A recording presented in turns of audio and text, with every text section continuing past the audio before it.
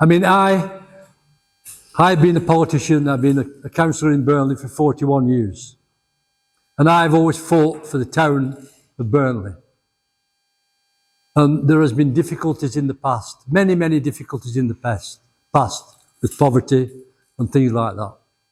But this at the moment is the biggest issue as far as I'm concerned.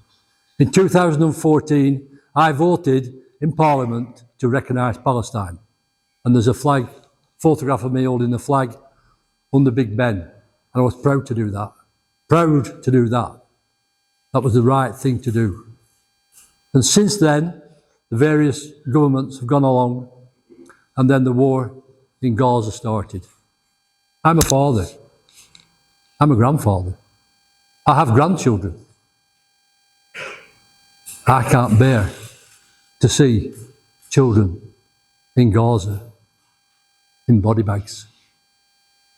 What sort of person, what sort of individual would want to step in an aeroplane and fly at 35,000 feet and fire a missile, a 2,000-pound laser-guided missile from 35 miles, knowing full well that that missile would wipe out a maternity hospital, knowing full well.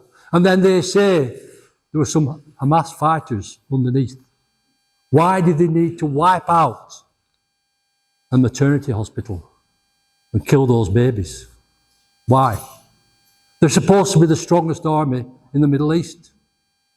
Why didn't they send the soldiers to do it? Did they need to mass kill the children and the mothers in that maternity hospital?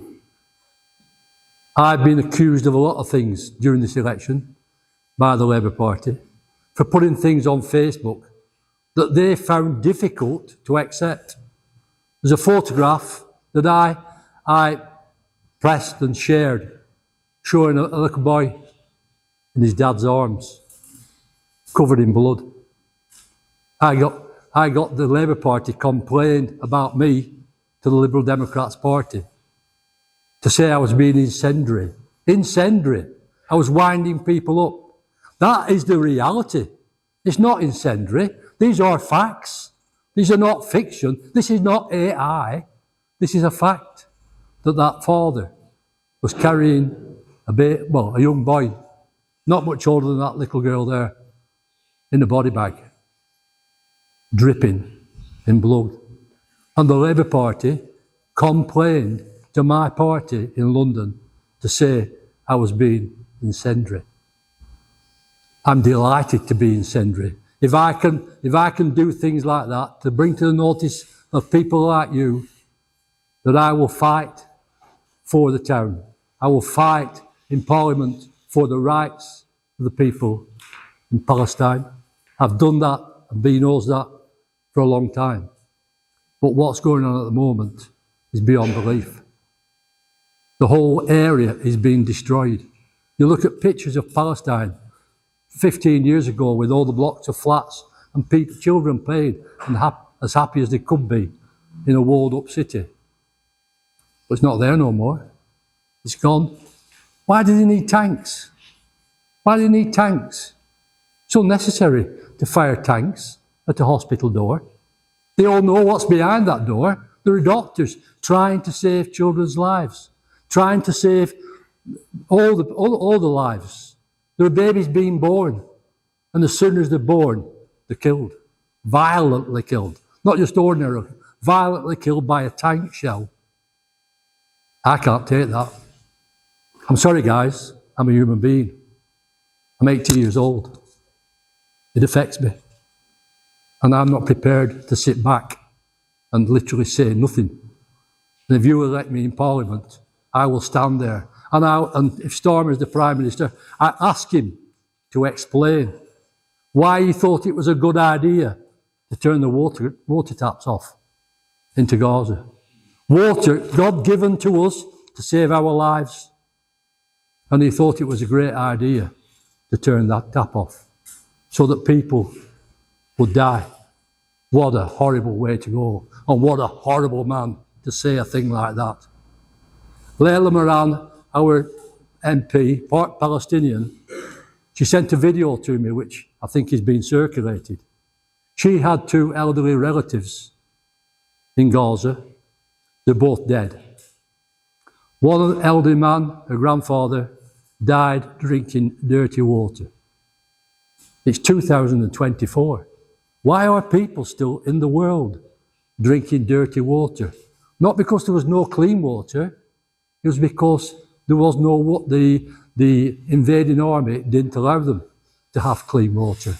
And her other grandmother, she was in hospital, and the hospital finished up.